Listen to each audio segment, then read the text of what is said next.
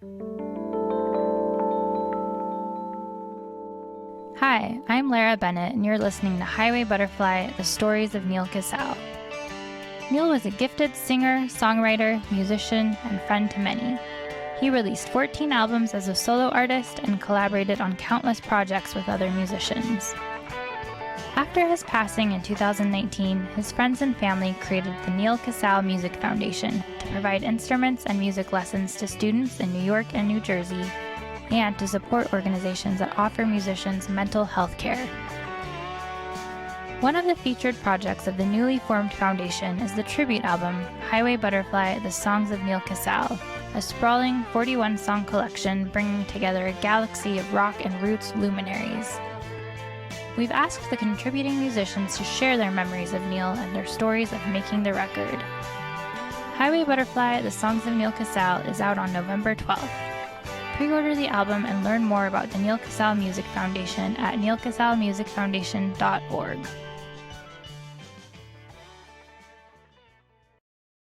Start counting.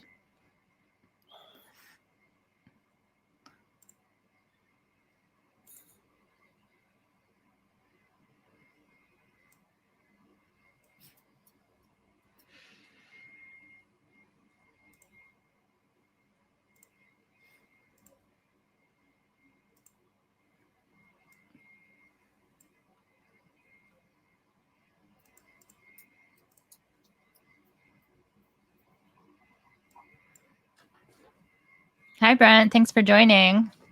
Hi, Lara. Thank you for having me. So, Brent, you are a founding member of Beachwood, Sparks, GospelbeacH, and many other bands and projects. And you recorded Neal's song, You Won't See Me Crying. And I wanted to start things by asking what the mission of the Neal Casal Music Foundation means to you. Well, it means everything, really. I think it's the way that it reflects what I try to do in music by helping people, but it goes so much deeper, and it goes to the kind of darker problem areas, the mental health areas, and the pitfalls that come along with being alive, and especially being a musician. So I think rather than just the Neal Casal legacy being that he was a great guitar player and songwriter and a friend to many, I think the legacy is that he will continue to help beyond his wildest dreams, help others get through some tough times, because that's a reflection of what really didn't get to happen with him. He didn't get through the tough times. The help was there, but it wasn't as easy as the foundation is making it. So the mission is, to me, is the ease that which we share all this, and the comfort that we have in doing it. You know, it's not easy, but it's I stand proud by all of it, you know, and the help that it brings. Right. It's amazing to see how much more awareness has been brought to mental health, particularly in this industry, just in the last 2 years since his passing. So that is a silver lining. It really is. And it's just really quickly, with Music Cares and a few other organizations in my past, they've actually helped me and a lot of my friends. And it wasn't always easy, and it took a lot of courage on our parts to walk in those doors and to make those calls. But now it's easier. That's what I talk about, the ease. It's there, and not that there has been any blowback or anything, but it's very, like, you know, when we do these tributes and we post about Neal and we talk about him, it's not in a self-serving way. it's the foundation is always on my mind. And yeah, there's great memories I like to share with people, but it's really about the foundation, because I see a lot of people out there struggling. I don't want to be real heavy, but it's mental health and an addiction. It runs, it's not just in the music business, it's everywhere I go. And we all need help. Absolutely. Well, that's a beautiful sentiment and something wonderful that is coming out of this. So you were friends and collaborators with Neal for so long. How did you very first meet Neal? I met him through a friend, Bobby Gale, who was doing publicity for him and Shannon McNally. And she thought that we'd get along really well. And I think she played Neal Beachwood Sparks, and he loved it. And next thing you know, we were face to face meeting each other. And it was just like, you know, one of those things like, hey, buddy, hey, how you doing? You know, and he was exactly like he was the day I met him from the last time I saw him. And the first month that I knew him, I was having one of those problems times, and I needed a place to stay. And he just said, I'm going on tour. Here's the keys to my apartment. And I was just like, yeah. And I mean, it wasn't just that he did something nice for me and that's why we became friends, but that was a lot, you know.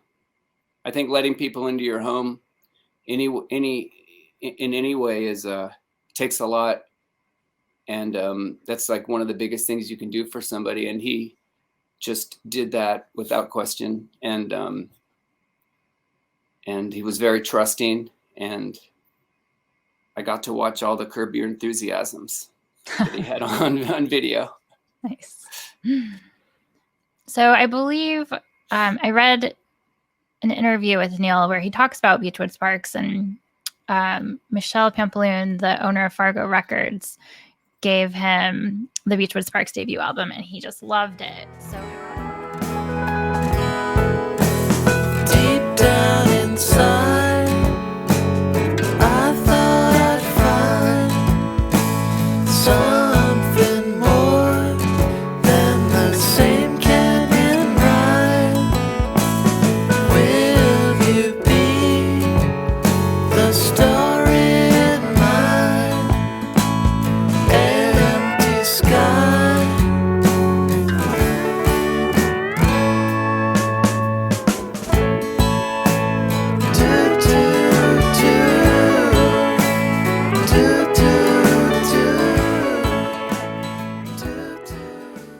So how did he come to join the band? Well, he played a couple of gigs opening for us, and he was new in town, and he just had Anytime Tomorrow. His album was just coming out, and he gave me that. And that was another thing I listened to when I was staying in his apartment. And I was like, I really like this album. People are asking where all the new Tom Petty type writers and singers are. And I was like, here's one, you know. And he played a couple shows, and one of them, it was at the Knitting Factory, and there was literally, I think me and a couple other people were the only people watching him. And the show was sold out, but he went on so early that nobody heard it. And I forget which one of the guys in Beachwood walked up and said, wow, what a voice. I wish she could sing harmonies with us. And then that turned into, you know, he's a killer guitar player too. And I think it was Chris Gunst said, let's ask him to go on this tour that we have with the Black Crowes so we can sound a little bit fuller in these big arenas. And he just said yes, you know, and from then on, he was a member of the band, on and off, you know. That tour was hard. One of the greatest tours he did with us was in Spain and the UK, where he also has a big audience, or had a big audience. And those were our own shows headlining. I remember there was one show at the 100 Club that was probably one of my favorite Beachwood Sparks shows ever. And Neal got to share that with us. So it was really great. I remember him and I afterwards going like, hey, this is the 100 Club where the Pistols played. the moment wasn't lost on us. That's so cool. And I know that there were a couple of shows that he played in Europe where he actually covered some Beachwood songs. Was that around the same time? Yeah, it was. There was one show in Spain. We were playing a kind of a big festival, Razzmatazz, and he was playing it in like a coffee shop that was kind of connected to the venue. And I told the guys, "Hey, I'm going to go catch Neal's set." And I walked in there, and he was playing my song "Old Manatee." Up next to mine, sang the song from sweet Tennessee. And ecstasy, still riding high. Grab a star in your hand. When the sun rises, just let it be.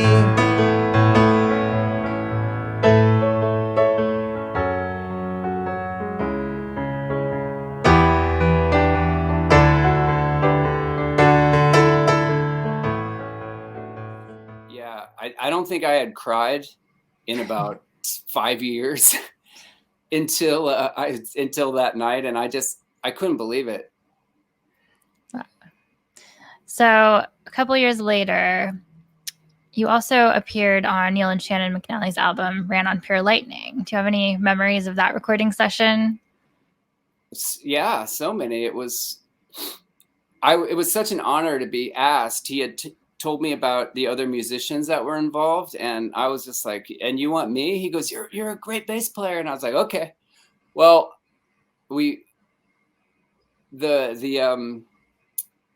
I met Jim Scott that day, Neal's friend and longtime producer, and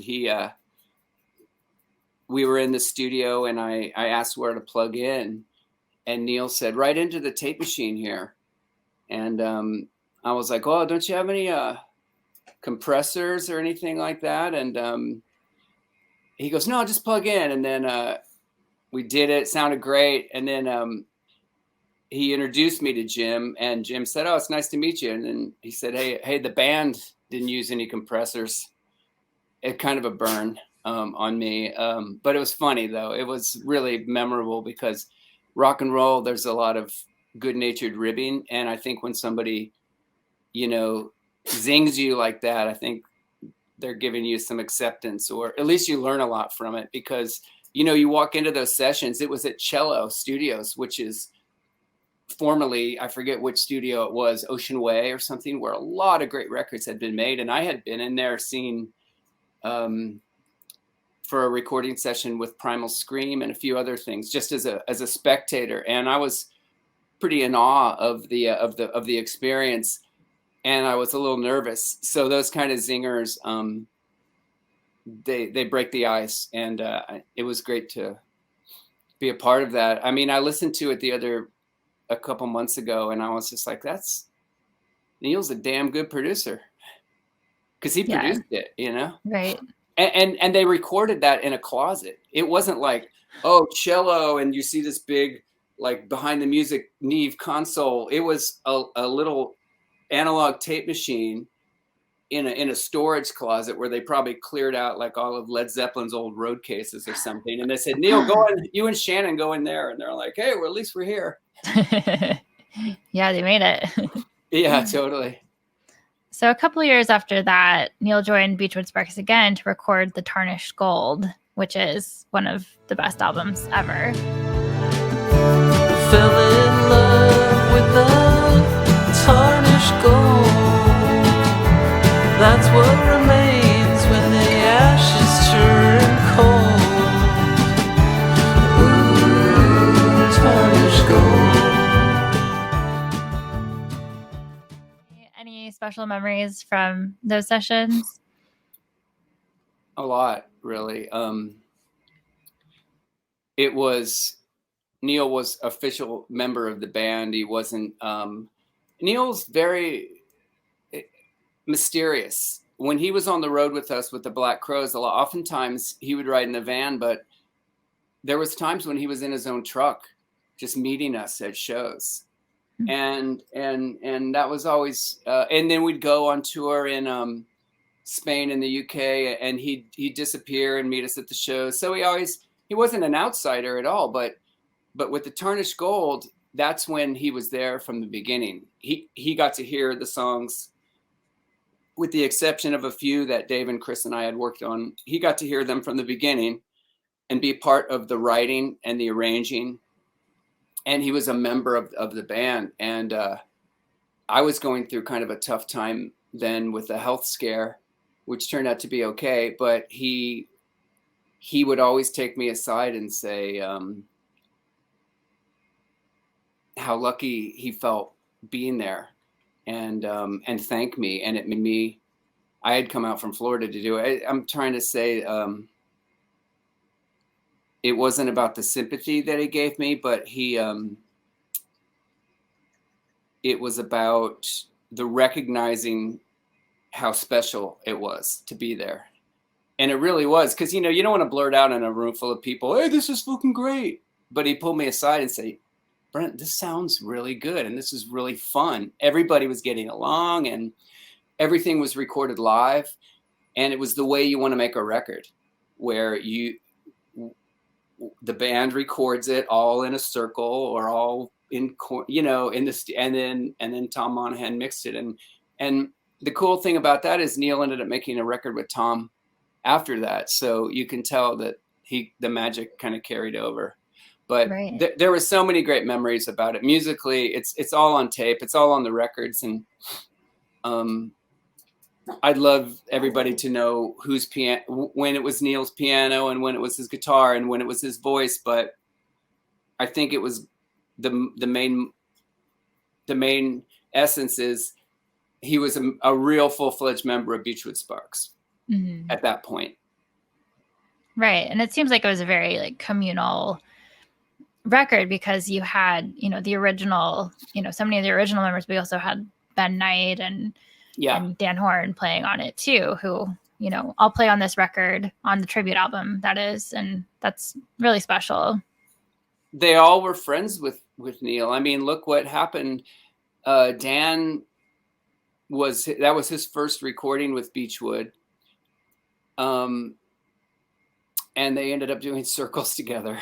It's still on the road now. I mean, it's like it's not me. It's Beachwood Sparks and Neal. And there's a lot of relationships from those sessions that are still going on, like Farmer Dave and the Wizards of the West. And there's just, that was such a special time. I'm so glad Neal got to share in it.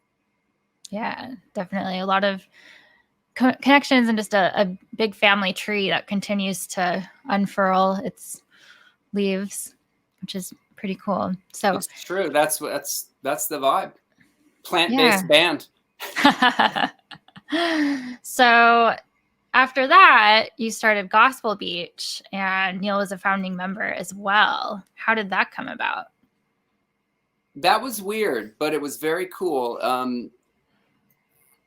I had moved back from Florida to Los Angeles, and that's when Neal was full on in the CRB world, Chris Robinson Brotherhood, and he was rarely in town. But one time he was in town, and it just so happened my friend had set up a new studio in Chinatown, and he was looking for a band to record.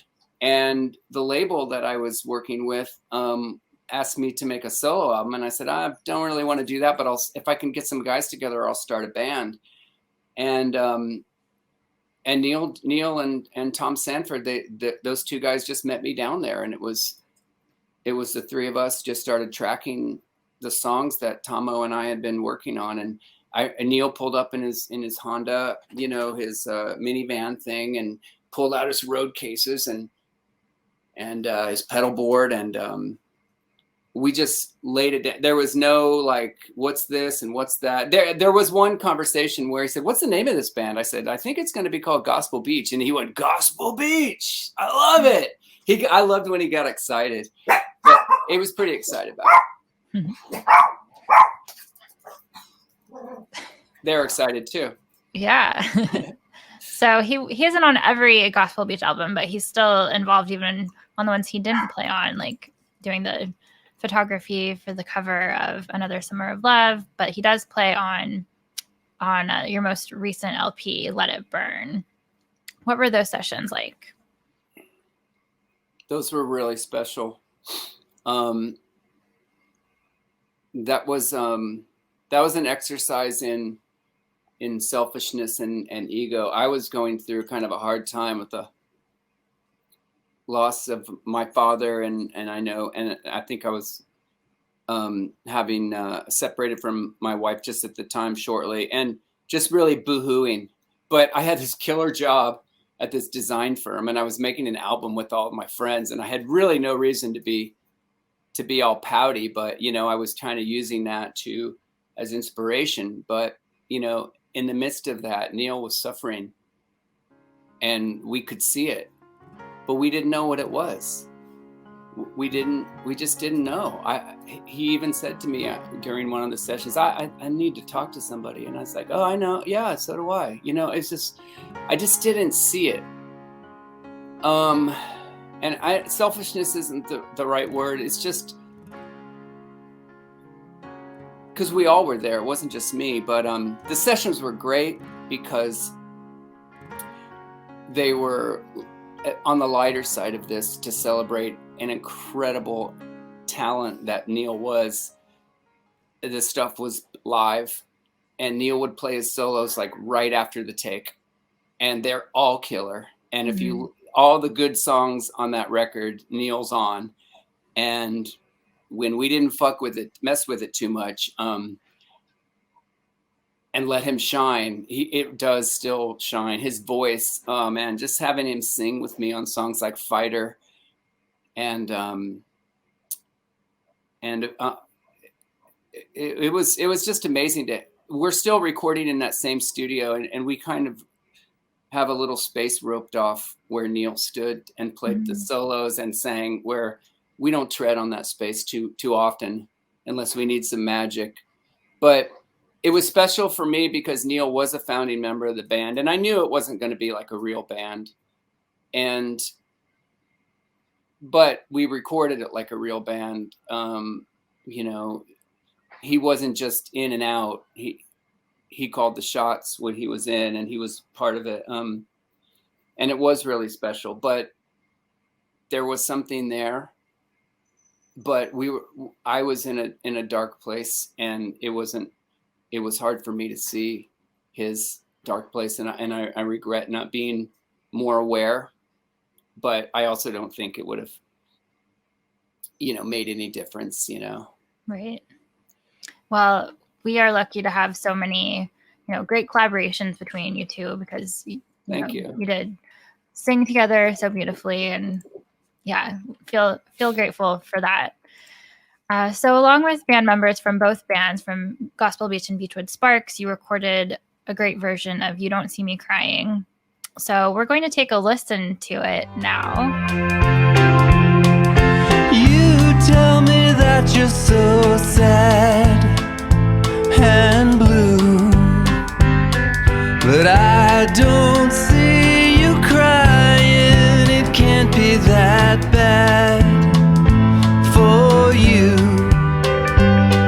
If I don't see you crying and falling too fast, finding out the hard way, it's tough to make a good thing last.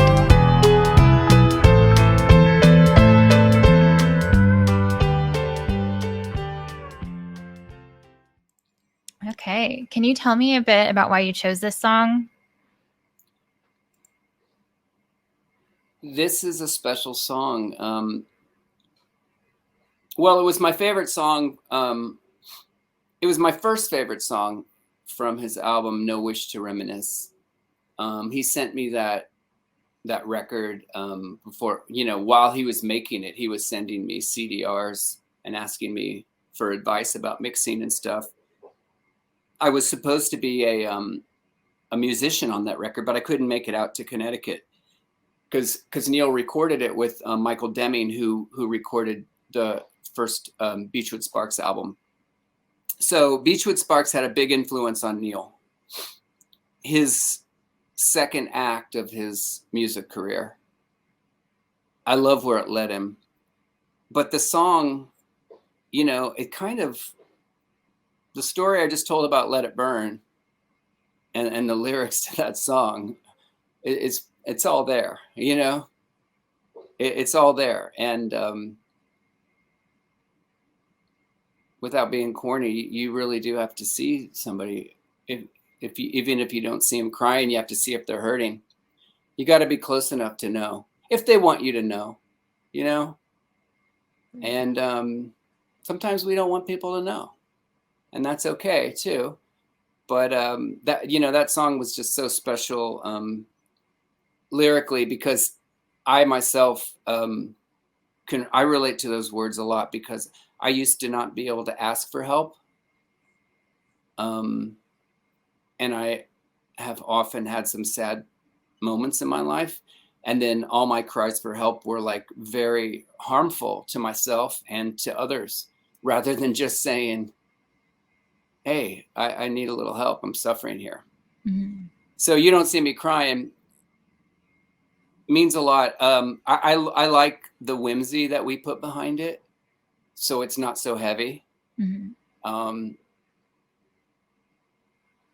There's so much I could say. I could go on forever about that song mm-hmm. and about that experience. It was just amazing recording it. It was a gift from Neal to be able to work with Jim Scott and to get the guys from GospelbeacH and Beachwood Sparks together, along with Alex Coford. I mean, that's all we have these days it's not all we have, but in music, all we have these days are these friendships and collaborations. And I was just talking to a musician that I'm working with now who's almost 70 years old. He's done it all, played everywhere, made records that are in your record collection. And he says every time he gets to play, it's like a vacation, like a not a fantasy, but he just really, really enjoys it. And it's a privilege. And not a privilege that you earn in the army, but a privilege about like just that gift of joy, you know. And I told him, I said, I feel the same exact way. And that the experience of doing the Neal song and even promoting it has been really fun. Yeah.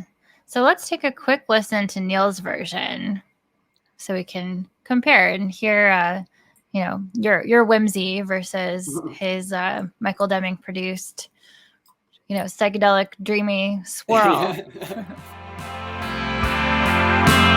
It's such a different world now, and it brings me down sometimes if I make it back to you. You won't see me cry. It's all in the past. No one ever told me that time was gonna go so fast.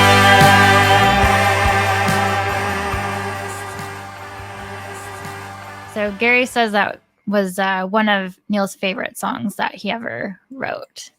And you're especially thanked in the liner notes of this album. I'm guessing that's because there was so much back and forth, and you did.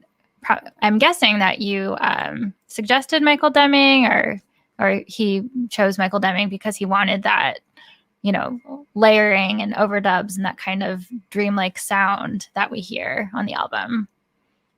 Yeah, I like my little box in there that I have.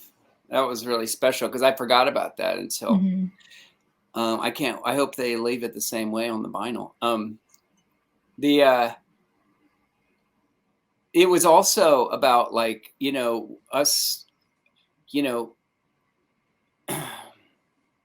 indie artists, independent artists. Like with Michael, you get this killer studio with this killer board working with pretty much a genius, and you get to stay there. And you're getting a lot of bang for your buck for the budget, and you get like $1 million album for, for something that's affordable. And Michael fell in love with Neal. And that album's so great. That with the Leslie guitar. You know what else about this song that I really remember is there's a solo version that's on YouTube of Neal when he wrote it, playing his 335 and just solo somewhere in France or something. And it just like shows you the power of the song, because it just stands on his own, just a guy and his guitar, electric guitar, I think, plugged in. And there's also Freeway to the Canyon and Grand Island and so many other Sleeping Pills and Stereo. I actually went to the house he was living at the time, which was in Highland Park. And I think I got the vibe on when he was writing that song too, just by walking into his house one day to pick him up to go to lunch or something. I was just like, this guy's living it, man. He had a tape machine set up, and you could tell he was just like breathing living his music. It wasn't like, hey, would you take all your music stuff and put it in the corner somewhere, or we'll build you a shed for that. It's like he was surrounded by guitars, tape machines, Wurlitzers, his records. You knew what he was doing in there. Right. And I think even when recording at Studio 45, he was camped out, sleeping on a camping mattress in the studio between the amps and everything. So yeah, that's how you do it. There's a picture. I slept on the on the couch in the control room, where so many like musicians' butts were. So like I had to like put some stuff over it, but I wanted to be really close to to all the gear so I could plug my headphones into where the CD player and listen to all the rough mixes. And then I had my George Jones and Tammy Wynette CD that I was like with the Billy Sherrill production. Nice. Or Billy Sherrill, whatever. So I would be like, hey, let's don't stray too far from this. You know what I mean? Like, because with Beachwood Spark, that's the cool thing about Neal was Neal knew everything that we wanted to learn about. He already knew about it. And we had to fight to not just repeat what we already learned that he didn't know about, which was like indie rock and a lot of post-punk and weirder music. So it was like this trade-off. You know what I mean? It was like, he'll tell us the real story about the band, and we'll tell him about Joy Division. It was a great relationship, because it wasn't just like, oh, you like the Stones, and it wasn't just the same thing. I had so much to learn from the guy, and we did learn it, and it wasn't just their music. We were actual friends. So it was pretty cool. Yeah. Off the top of your head, what are some of the bands that he got you into? He got me into Pentangle. Nice. Yeah. And he got me in, well, to be honest, he got me into a lot of Rolling Stones that I didn't know. A lot. I'm ashamed to admit it. And I know he'd be sad about Charlie Watts, but that was, when I think about him, there's some other ones. Mississippi John Hurt. Didn't even know who he was till I met Neal. Yeah, he had a deep appreciation for like all those old blues cats. Yeah, but he knew that Mississippi John Hurt would be something that we loved, because it was so melodic, and he played the 12 string. And it wasn't just like Callan Wolf or whatever. It was cool, man. Neal's like, he is sneaky. And there's a lot more too. It was fun to share music with each other. I mean, that's what we all still do. Look at Instagram. Yeah. It's like, look at my dog, and then here's 5 bands I want you to hear. Yeah, that's a good thing about it. So back to the song itself. Along with you, we have Trevor Beld Jimenez, Ben Knight, Alex Coford, Johnny Neiman, Farmer Dave, and Jim Scott even all playing together. So how was that recording process at Plier Studio? It was incredible. I wish it was a real band. I mean, it was a total dream come true. It was like an exercise in creativity and professionalism, and where like heart and soul of that's not going to sound good. It's where like true rock and roll meets the craft of making records. Something I didn't know about. I've made some records with some producers over the years, and they've been pretty good experiences and pretty professional. Some a little bullying, some a little, just the stuff you've heard of. But working with Jim was just incredible. It was a gift from Neal just to record that one song. If I wasn't a million years old and I had a real band that could play live and had, 3 or 4 members and songs, I would say, go to Jim and make a record. So, with me, with what I took away out of it was kind of something selfish, but I keep waiting for the right band to come along on my label, the right artist to hook them up with Jim. Mm-hmm. And Jim and I have stayed in touch, and we get along. And I'm just in awe of what he does. And to share that experience with Trevor, who was a friend of Neal's, not through Beachwood Sparks, but on his own through, I guess, Ventura. And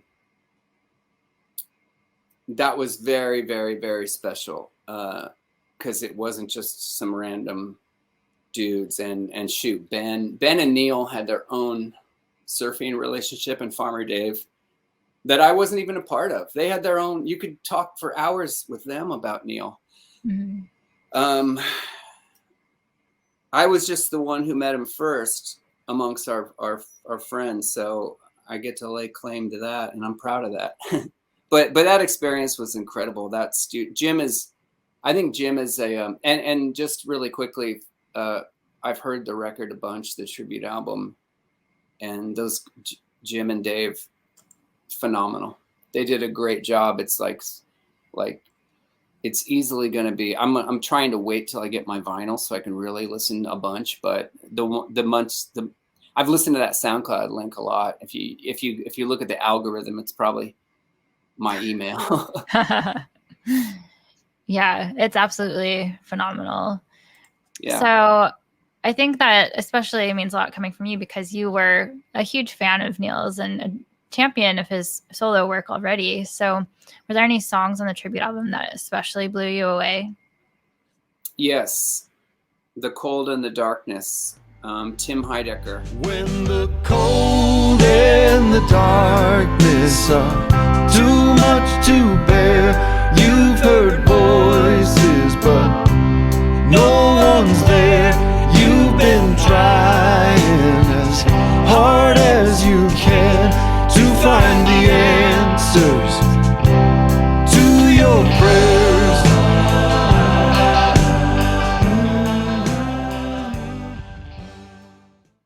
And it's kind of a wild card because I'm not sure what the relationship between Tim and Neal was beyond Dave Schools being in the middle. But when I heard Tim's version of that song, I had to go back and listen to the original version on Roots and Wings. And then it was like a hidden, it wasn't just a hidden great song. It was like a hidden message from Neal. Mm-hmm. And I cried so hard when I heard the line, "I'll lean in for the picture," because I have a lot of pictures of Neal, and he's always leaning in. He's always he's got this, but he's like, how many pictures he took? He was so nice. He met his fans, and if he always took time for him. So there's a ton of pictures of him out there. But that song, and oh shoot, they all shine in the hands of the artist. Jamie's version of "Need Shelter" was perfect because Neal wrote that from a female point of view in the first place. Right. I know he was like taking a line from John Prine and twisting it, but I always wondered. So it was like perfect.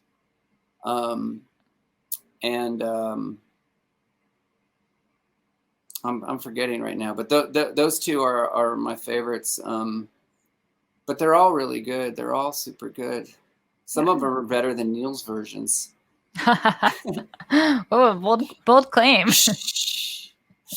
Well, only because I was close to Neal and we were friends. So we were musical friends, and but we were also friends in life. So we confided in each other. And when I told him, man, this record didn't come out for us the way, or this shit.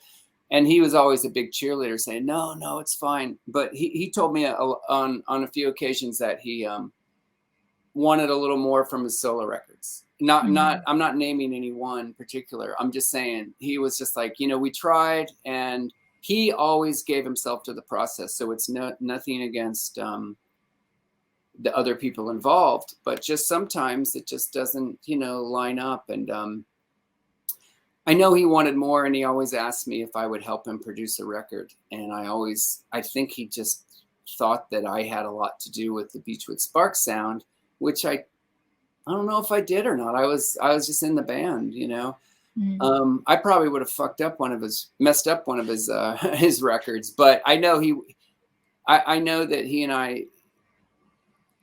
Well, that's why I'm saying that some of the versions are better than the ones on his record. Gotcha.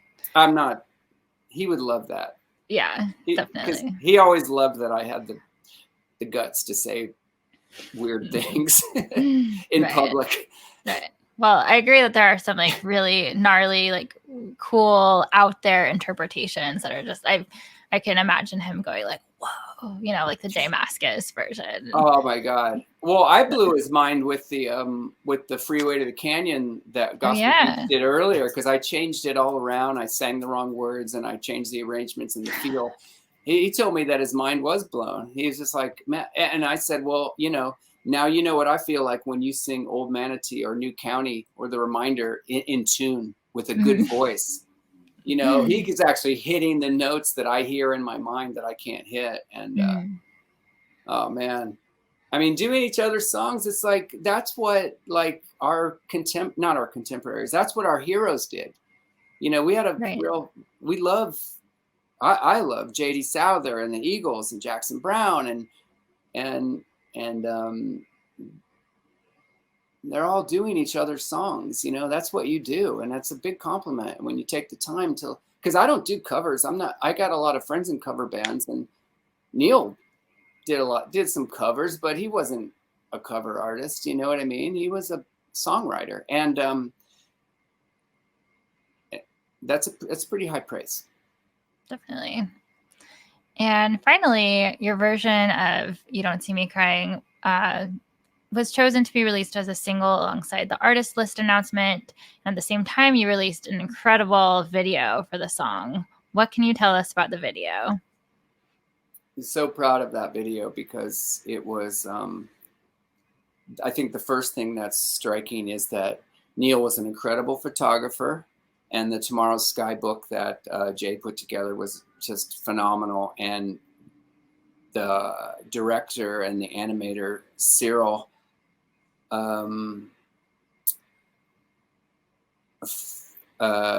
he used those photos for all of the background and all of the pieces for the video. So it was a dream to, like, it was a concept was, if we could green screen ourselves and put ourselves into Neal's photographs, could we do that? And we went for it. Even the piano that Johnny's playing is the piano in the picture. I don't know. I think that's the piano in Neal's house. And it's just like, everything is there. So it's not just some random, let's make it look cool and use some old neon and some hotels and horse. It was Neal's world that he captured through his, and then we got to inhabit that. And I think the video is really, really super special. I'm super proud of it. I'm really proud of what Cyril did. And Cyril was a director that I had met through running my label, and he's done video for a few of our artists leading up to this. But I think it was meant to be that he was going to get something special, a special song and a special project, and he was going to make something that great. And I can't even believe the number of people who saw it. And Rolling it blew Stone. up. Yeah, I know. It blew up for us. I mean, and that's the thing about these gifts. If the gift can be that the foundation can help somebody who's hurting, and they will make that phone call or drop email and say, look, I need help. I need money. I need rehab. I need to talk to someone. I need a guitar. I need, whatever it is. It's not just about like suicide prevention, but that's a huge part of it, because we've just lost too many people to suicide. And I was listening to, I read Chris Hillman's biography and was listening to him and Dwight Yoakam, and Chris Hillman and the Byrds are a band that Neal and I loved. Chris Hillman's father had committed suicide, and so had Graham Parsons' father. And it was,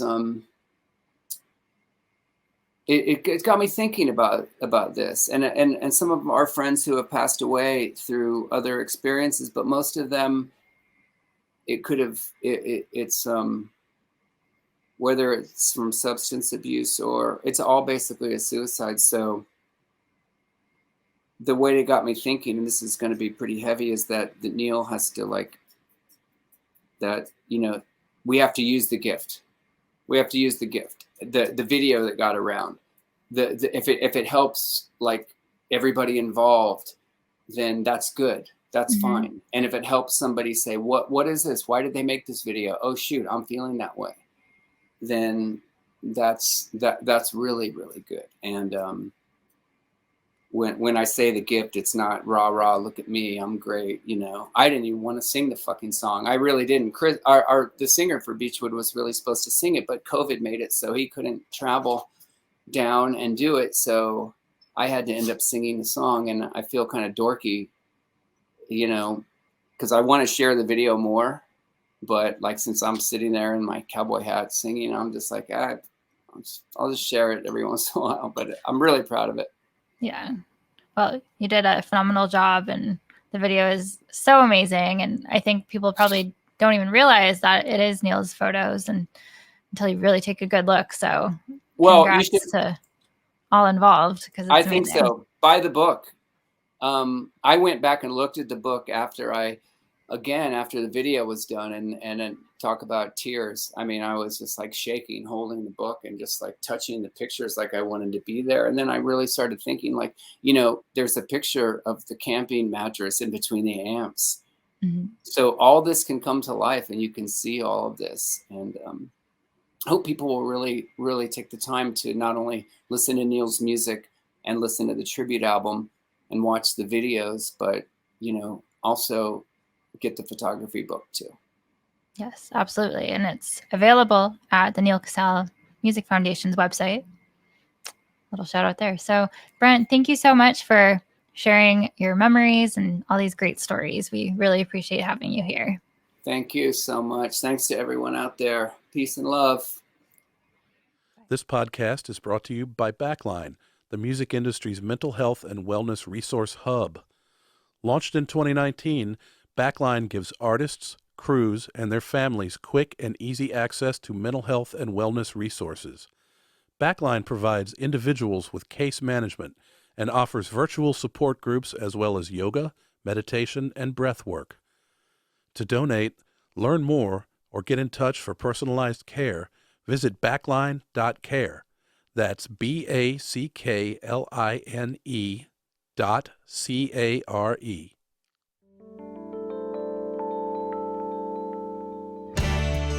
Thanks for listening to Highway Butterfly, the stories of Neal Casal. Tune in next week to hear more from the artists who made this tribute album a reality. Highway Butterfly, the songs of Neal Casal is out on November 12th. All album net proceeds go to the Neal Casal Music Foundation. You can pre-order the album and learn more at nealcasalmusicfoundation.org.